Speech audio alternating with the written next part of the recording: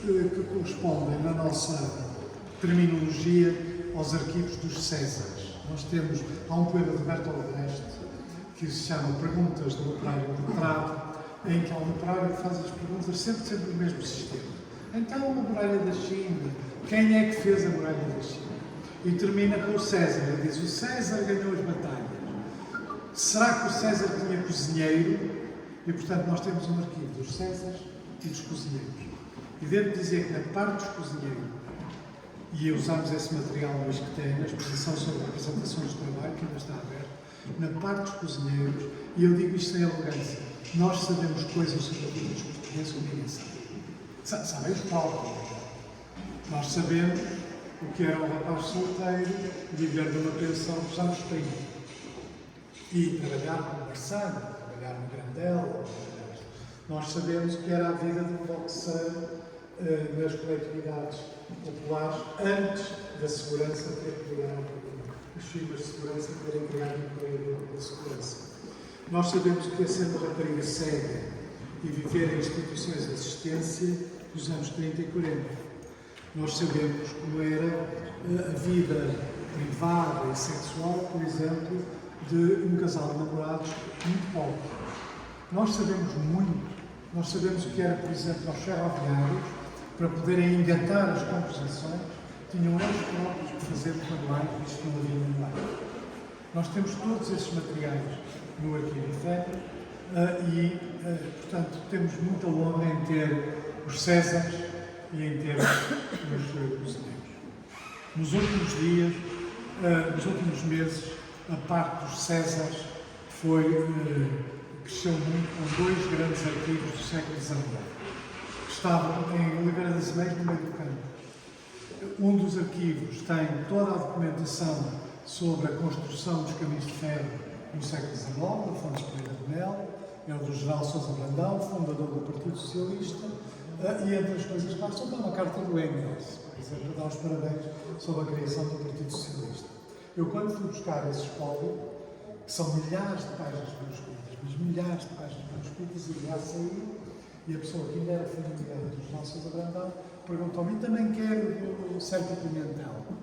E eu, na altura, não me lembrei quem era o Sérgio Pimentel, mas sabia que havia uma rua de Lisboa com o nome de Sérgio Pimentel.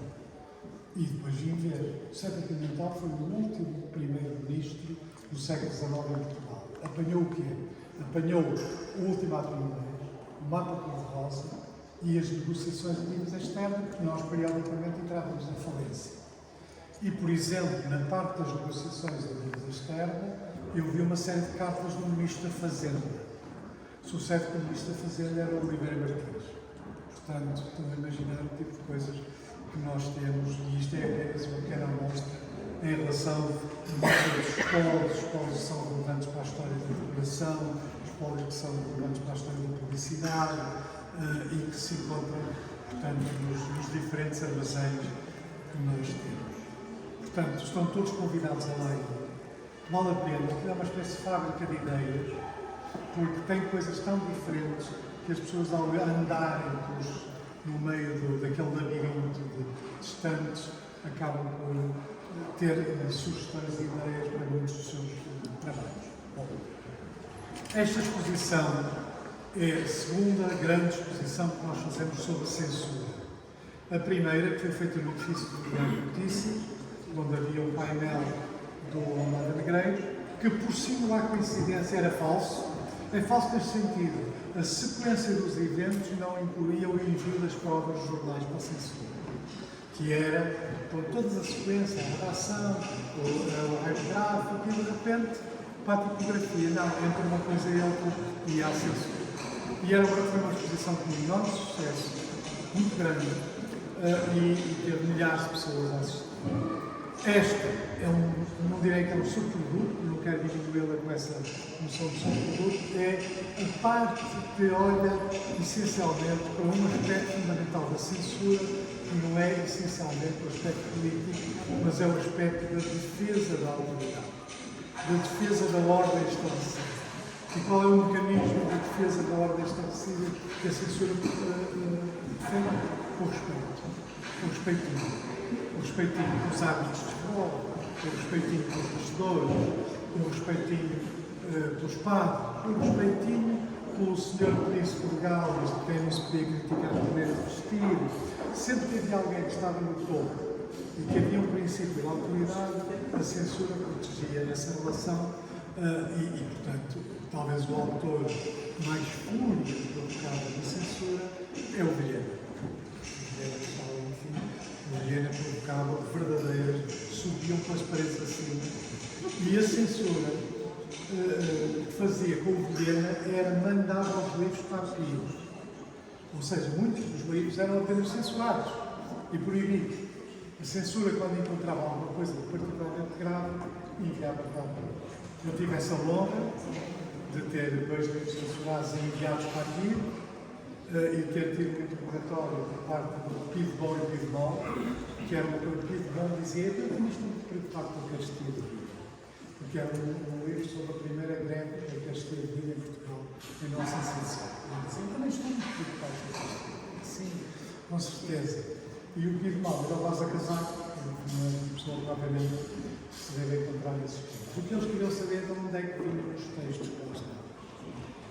Como disse, mal saí dali, fui à Biblioteca Pública Municipal de Porto tirar as fichas possíveis. E, portanto, até o 25 de Abril, as fichas do comunista, publicado legalmente no Governo da República, do trabalhador rural, do proletário, do trabalhador da Évora, todas essas fichas foram saindo do fecheiro, que ainda era um fecheiro encartado, para depois do 25 de Abril ter colocado outra vez as fichas no seu sítio, e assim salvamos a Biblioteca do Porto de um processo que aconteceu em Lisboa. A maioria destas coisas em Lisboa desapareceu. No Porto, sobretudo. Bom, queria agradecer ao Carlos Nuno e ao Carlos Guerreiro que tiveram no arquivo efêmero. Nós temos um grande cartaz, quando aparecem por um fórum, a gente mostra aquele cartaz, que é um cartaz de uma pilha gigantesca de letras. E diz assim: se acham que o trabalho intelectual é leve, venham trabalhar connosco. E, portanto, isso é só para prevenir que nós fazemos um trabalho intelectual.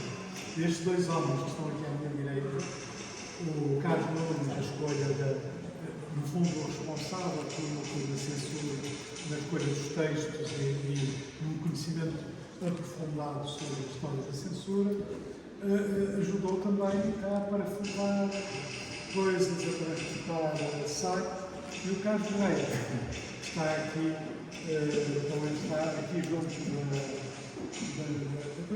construiu uma obra de arte dentro do qual está a exposição.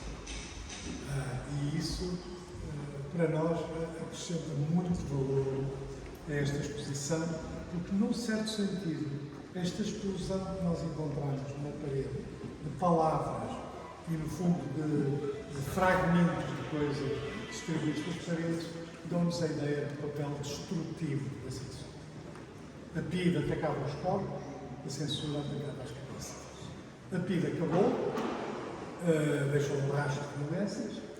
A censura, em bom rigor, não acabou com a mesma eficácia. E por isso esta exposição mostra muitos aspectos da censura, o costume, o sexo.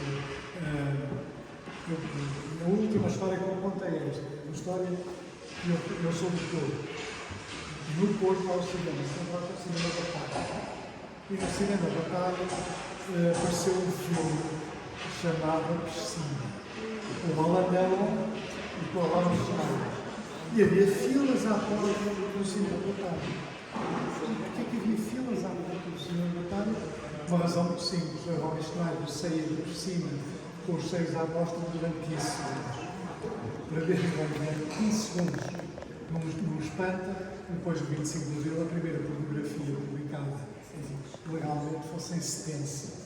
Quem conhece o Setência achará certamente muito difícil alguém excitar-se com a pornografia em Setência.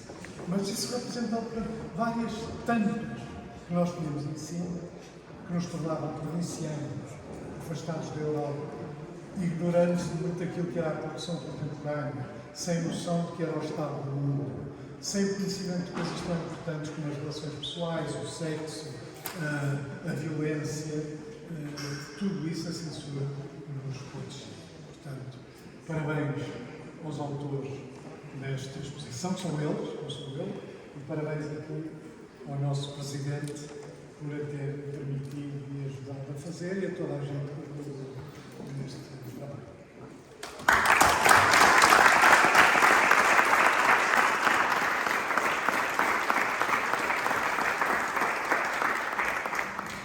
Bom, meu caro Pacheco Pereira, os dois que somos Carlos, não é?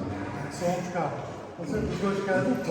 O meu cumprimento aos dois Carlos, meus senhores e meus senhores. Ora bem, eu, em primeiro lugar, quero agradecer ao Dr. Pacheco Pereira e à FEBRA a disponibilidade para trazer esta exposição para o Eiras. Aliás, já é a segunda iniciativa que temos em conjunto e, portanto, eu diria que esta exposição vem consolidar esta parceria com a FEBRA e, portanto, eu espero, esta vai estar aqui até dezembro, não é? E, portanto, com certeza que outras iniciativas se seguirão, visto que este espólio, como já tiveram a oportunidade de ouvir, realmente é terminado, quer dizer, portanto, vai dar para muitas exposições. Mas esta exposição e o que vai acontecer em Oeiras, e era sobre isso que eu gostava de falar, eu também tenho uma veia. O Pacheco Pereira é um homem desassombrado. É um indivíduo livre, nem sempre concordamos com ele, mas uma coisa não temos dúvida: é que ele normalmente diz aquilo que pensa. E, lamentavelmente, são muito poucas as pessoas em Portugal que dizem o que pensam.